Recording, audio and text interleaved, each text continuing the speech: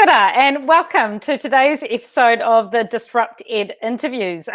Today we have the lovely Mr. Stephen Lethbridge, who's joining us from Point Chevalier Primary School, to talk about their journey so far in what is now our new normal. Hey, Stephen, how are you? Good, thanks, Claire. How are you going? Good, thank you. That's and good. How's it been going so far for you?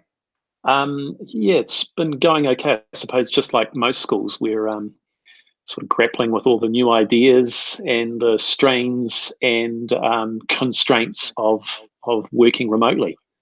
Do you want to, just so everyone's on the same page, do you want to describe a little bit your position and a little bit about your school and the context, and also the other hat that you've recently adopted? Are you officially in your new role? Yes, yeah, definitely. So tell us a little bit about you and the context that you're working in. Cool. Okay, I'm currently the lead mistake maker at Point Chevalier Primary School, and it's a lovely little school of about 700 kids, and from year 1 to 6. So, and it's situated in the central city, so it's very urbanized, and we are quite a high decile school, but we have a lot of students who would not fit that high decile makeup, with a lot of social housing in the area as well. And this year I've just taken over in March as the president of the Auckland Primary Principals Association. So I get to help lead the principals around Auckland, all 400 and something of them. I think we worked out we've got 400 and something schools in Auckland, and which is 20% of or 21% of the national average of schools, and yet we have 50% of the population. Wow. So it's a huge area that we cover and serve. So they're all big schools. And so it'll be interesting for you to be able to share a couple of different perspectives then. Obviously, you've got your personal one and the journey that you've been in for the last couple of weeks, or 2 or 3. God, it's only been 2 or 3 weeks, really, hasn't it? Yeah, it's crazy. That we've been through so far. But it'd also be really interesting to hear a little bit about what you're seeing across the range of schools, because of course everyone's context is different. And I'm aware that so far in these interviews we've been talking to secondary leaders, and as you mentioned earlier, we've got slightly different pressures and different demands, particularly working with our students that are worrying about things like NCA. So what has it looked like for you in terms of your journey into lockdown and remote teaching and learning in the primary space? Well, I suppose like everyone, we went there pretty quickly. Suddenly, we were at a certain level and we were all doing our preparation. But then we seemed to go from one phase to complete lockdown really quickly, and that probably took a lot of people by surprise.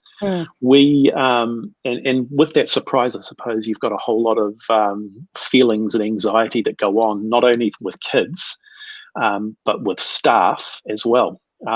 Not to mention parents, because parents are pretty highly anxious at the moment, and parents are dealing with a whole lot of stuff that we can't possibly imagine at the moment. We're really lucky that we are in the state sector, because we are secure in our jobs. I can't imagine what it's like for some of our families who are sitting at home in lockdown thinking where the next paycheck's coming, or whether their company is going to restructure or fold or close. So we're really lucky to be in a position in schools at the moment. And that's probably the benefit of working in the state education system, that there's that security. So that's sort of affected how we how we've been approaching and tackling how we're going to deal with learning remotely. We are definitely, and like you said, the high schools have different pressures, and I know those pressures well, because I've got 3 children at high school at the moment. 2 of them, my twin boys, are in year 13, so they are busily around computers, and they're doing their physics and their maths, and they're trying to do their sports academy stuff as well, which has been really good, videoing themselves outside just by the basketball court at home here, and just videoing themselves doing things. So I know those pressures that are happening for high schools as well. So I can see that at a primary school level, it's not as focused on making sure that we're getting through the content so that we can assess and get achievement for NCEA completed and documented. So we began in probably January when we started to hear about what was going on in China in terms of COVID-19. Started to get all of this, which is what a lot of schools would have been doing, checking on their pandemic plans, making sure everything was in place. And then as it started to get more real, we started to think about, right, what does online learning look like for us? And we made quite a philosophical statement at the start that it's not going to be a 9 to 3 approach. Yeah. And that's been a challenge to get across, because I think parents, some of our parents are also working at home. So I need them occupied from 9 till 3. Yeah. Yeah. And that's a really tough thing to try and bridge those mental models. So look, we've just utilized Google Sites. We've got some grids up online, which are activities that kids might like to do, and they can choose some of them.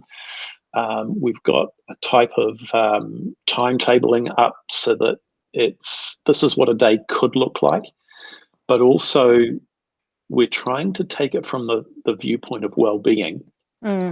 And also the viewpoint that who are we to tell parents how to spend time with their children? Absolutely. And so, and being in a high decile environment, we've got a range of viewpoints on this. We've got those parents that would definitely want our 9 to 3, let's get them in front of a computer. Teacher, you're paid, so you get there and do this, and you will entertain for our children. You will entertain them all day because that's what you're paid for, all the way through to the other side of, hey, look, you guys have done a fantastic job. As long as I've got some sort of activities that might give me some time to have some routine at home, then we're going to be fine. So those are the things that we've been talking about. And how's it been going so far? I mean, we really only had a few days of what people regarded as school time. So we had a little bit of a trial run on that sort of Wednesday, Thursday, Friday. And then, of course, we've had what's called school holidays. Not that school holidays feel much like holidays at the moment.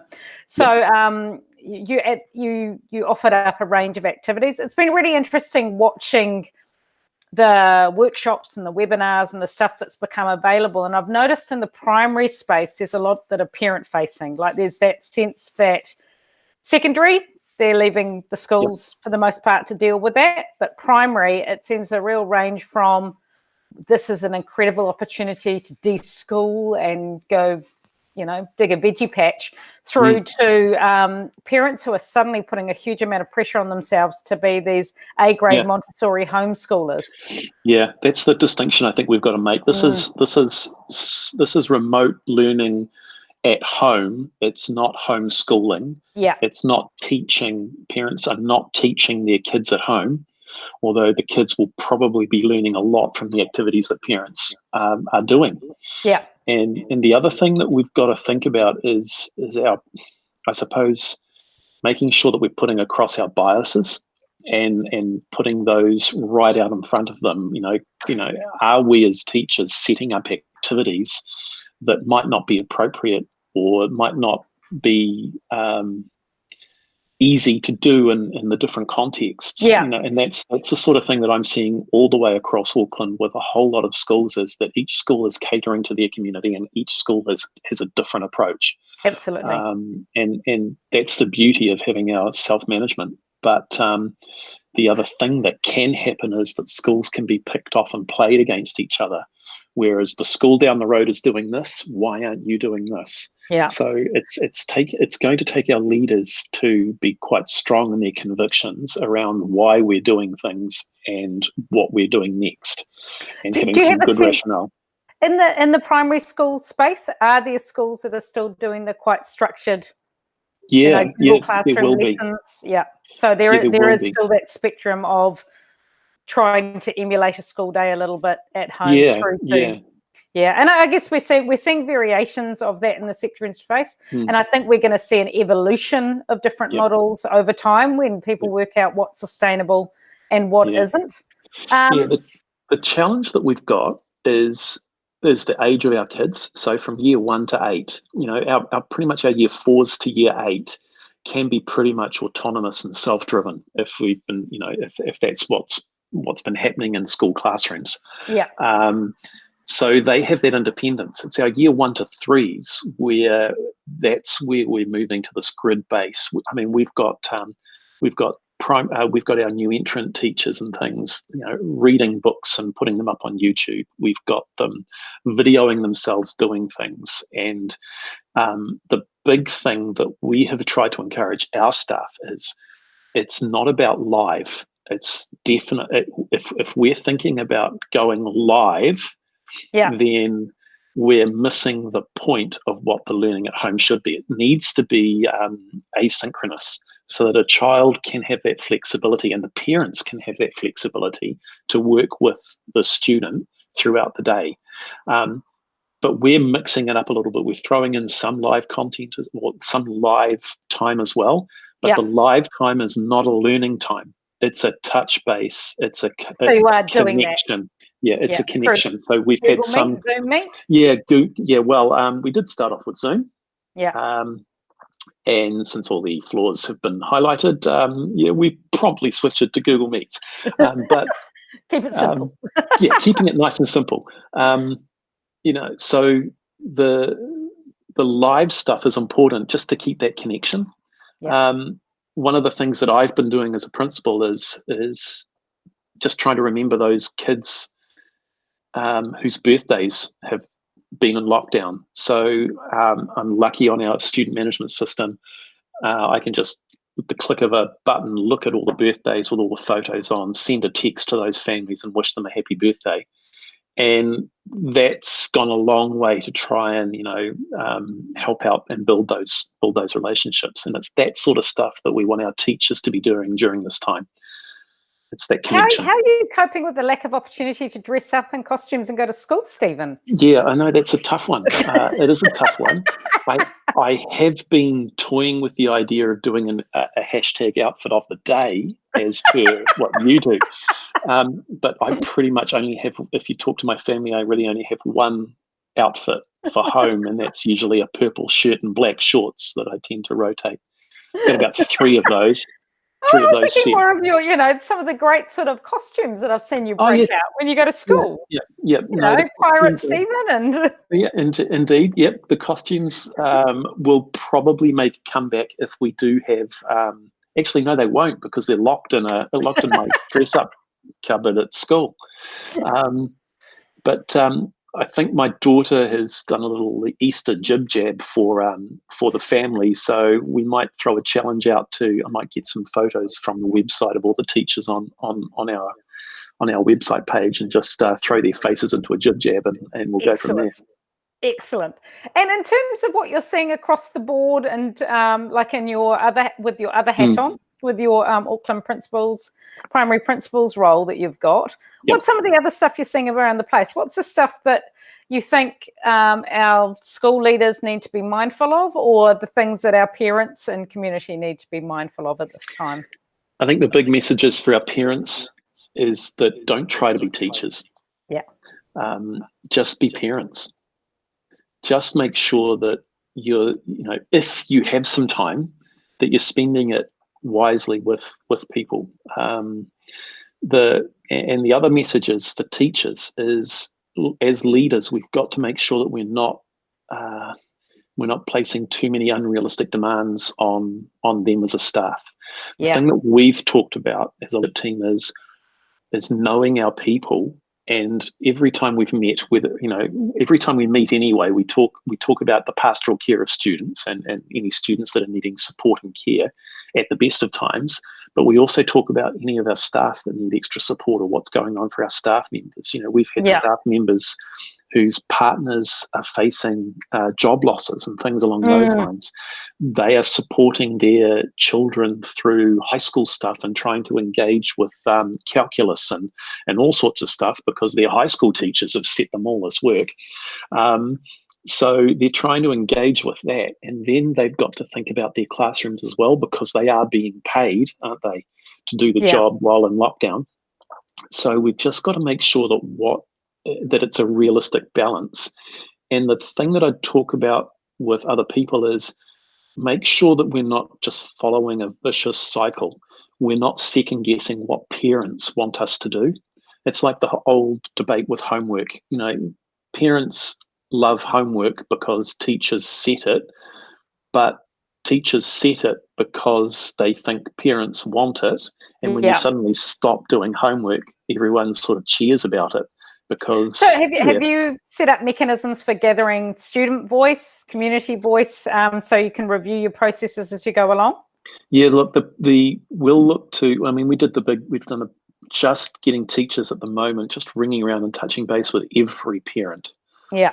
So that's been the job for the last couple of days. I mean, it's the holidays, but whilst we might not be having any contact time with kids, some of our teachers are still reading and talking and connecting with parents and having Google Meets in classrooms with their classrooms in the holidays. Hey, what are you guys doing? What are you guys up to? Remember to check in on this. Remember to check in there. So definitely the expectations need to be aligned between home and school. Yeah. That's crucial. And otherwise that's we're going to have a mismatch. co-constructed a little bit in terms of getting the feedback and developing a shared vision. Yeah. So we've been lucky, I suppose you can sort of say that we had our upgrade from our student management system LinkEd to LinkEd Hero over the last weekend. So we've got a whole new student management platform that's running as well. What's the Hero do? What's the Hero? Does it have a cake? The Hero, it does. It's a hero.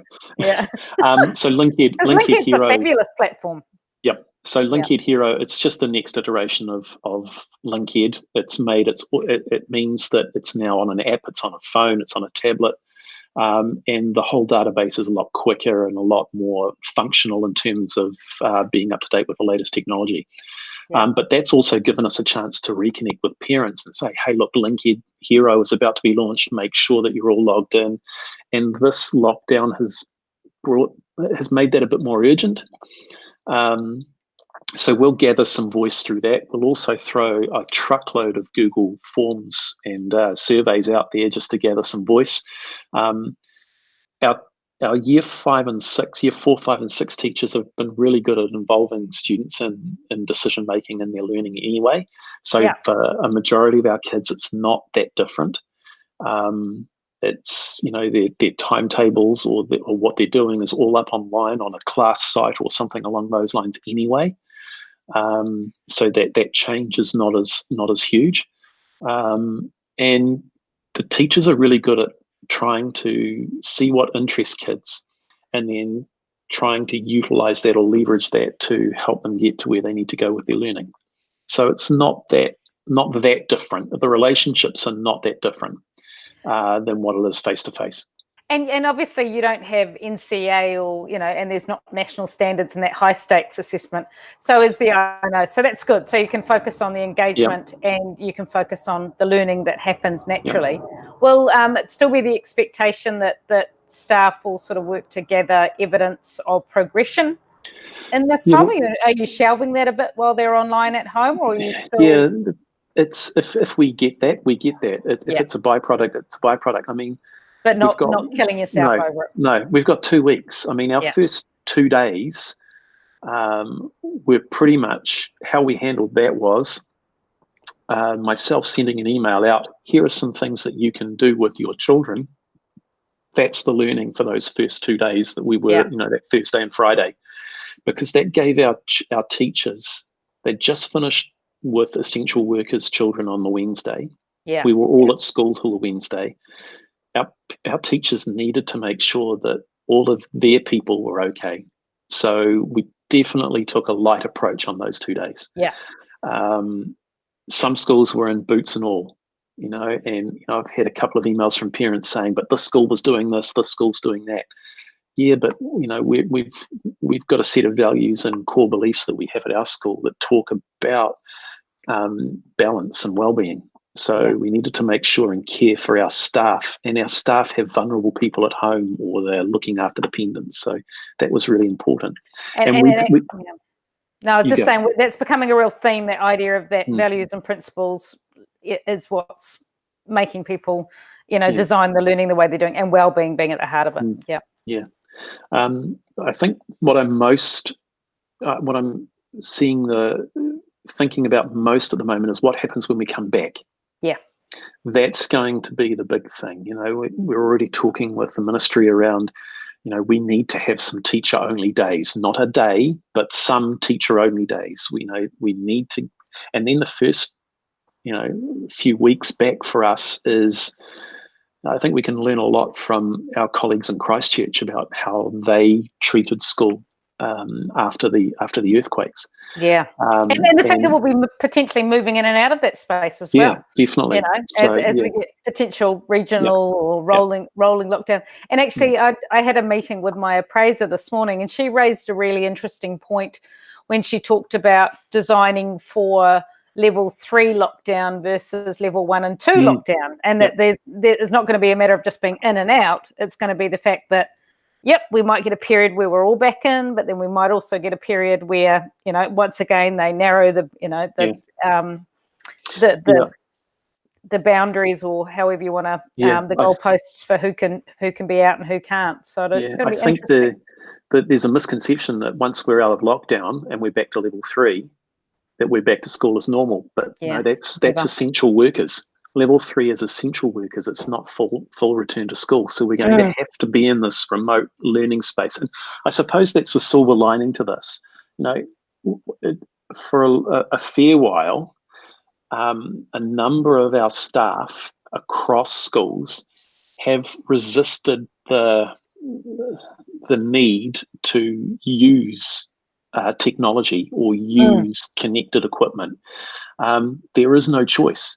And I have seen an amazing amount of learning and growth and capacity building in such a short space of time that actually there is no excuse for not using these tools anymore. I was even accused of, by jokingly, of course, by some staff members that I had obviously been the instrument of causing COVID-19 because I had managed to get everyone on Slack in the whole school for a communications tool, which I'd been trying to do for about 3 years. But it took a pandemic to try and do that and get that. So do you see that, is that going to be the biggest change, you think, in terms of long-term trajectory teaching and learning practice in your school, is the fact that, do you think that part will stick, that the use of the technology and those tools? That has to stick. I mean, we had a senior leadership team meeting this morning, and we were talking about, now what do we need to think about when we come back? What are we going to retain? And we need to be having these conversations around what stays, because we don't want to go, now that we've learned these new skills, we don't want to go back to the way we might have been doing it. Yeah. Let's consolidate. Let's get rid of the stuff that we're doing now that might not work necessarily in a school environment, but are good in a remote learning environment. But keep the stuff that is gold, so that we can maintain the best of what's going on. So, what's been your biggest learning in these last few weeks? I think the biggest thing for me is not pushing, and letting people come to their own point in the journey. And seeing the need. Now, I've always been a big believer that we should be using all of the tools that we can in our schools, and we need to make change, and we need to be more 21st century and 2020. But I think the biggest learning is, and it's one that my leadership coaches over time have often talked about, and that is you can't make people do what they don't want to do. So And I remember having, therefore, being friends with you for many, many years. yep, I remember many years ago that you had that idea around, what is it, watering the flowers, or watering, the idea yeah, of, yep, giving yeah, oxygen. yeah. So And you have to water the flowers. If so where you see people or flowers, sorry, because we're not talking about people, we're just talking about flowers, of course. Um, you water the flowers, and you try to take the rocks out of the garden. Mm. And the challenge of a leader, though, is to decide whether those rocks are sedimentary rocks that may have a seed in them, and then if they're actually just given a bit of water, they might grow, or whether they're rocks that just need to be moved out of the garden. Yeah. And that's the biggest challenge that we face. How much water do you pour on a rock until well, I think the biggest learning that I've got is you just keep pouring and pouring and pouring. Eventually it will happen. Yeah, and in a sense, situations like this help to chip away at the rock in a way that that you wouldn't personally do, and suddenly you do discover that maybe there's something a bit soft and squishy in a seed inside. Yeah, that's what. So, I've been lucky to have Dr. John Edwards as a leadership coach for a huge amount of time, since about 2002, and he's been really instrumental in trying to shape that. It's about making sure that you give opportunity to people. It's not about directing and telling. If we're telling people what to do, it's just not going to happen. You've got to get alongside and be with them in the journey. And I know I've personally gone through a bit of a journey these last few weeks where, I try and mobilize people and get people along on stuff, but then I've also decided that actually now's not the time for that, and instead to offer up gifts, Nelly, and just say, gee, this is what I'm thinking, this is what I'm doing, here for you to look at, take, use, borrow, talk about if you want, but also respect that you've got other stuff that's going on, and it's not the right time or place for you to do that either. Yeah, I know. And when you think about it, how quickly schools can pivot and change at the drop of a hat. That's probably a huge takeaway. There's a school in central Auckland that caters for boys who are in the year 9 to 13 range, who could be considered quite traditional. They've managed to pivot and suddenly have a fantastic online learning experience. And whilst I could be cynical about that, actually they've done it. Rather than not doing it. And they've always been pretty traditional in their views on things around that. So, that's a silver lining. But the challenge is not reverting back to the way you've always done it. It's what gems are we going to keep? And I suppose, look, my message to high schools from a parent point of view would be, if this term is a write-off, okay. My boys, my kids, my year 13 boys, they can always do year 13 again next year if they choose. And I think we're going to see the entry requirements in the universities pivot as well, because they need bums on seats. Definitely. And so if we land in a different space with our year 13s this year, I don't think it's going to be an issue. I think they're going to suddenly realise that there's plenty other ways that they can sort and arrange young people and get them through the door, because they're going to need them coming through the door more than ever. Definitely. Okay, I'm aware of the time and trying to keep these things as succinct as possible. Any final words that you want to share, Stephen?